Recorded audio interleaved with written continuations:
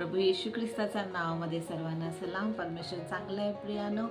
परमेश्वराच्या अद्भुत सामर्थ्याची तुम्हाला आणि मला गरज आहे. परमेश्वर आपला पिता आहे आणि तो आपल्या हाकेला कायम उत्तर देणारा परमेश्वर आहे. तो तुमच्या चिंता शांत करतो, तुमच्या मनातले वादळ शांत करतो. आम्हाला तो रोज सकाळी एक नवीन कृपा देतो.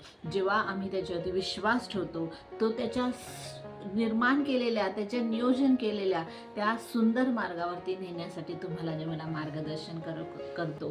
कारण वचन सांगते स्तोत्र 32:8 मध्ये, मी तुला बोध करीन, ज्या मार्गाने तुला गेले पाहिजे त्याचे शिक्षण तुला देईन. मी आपली दृष्टी तुझ्यावर ठेवून तुला मी बुद्धिवाद सांगेन.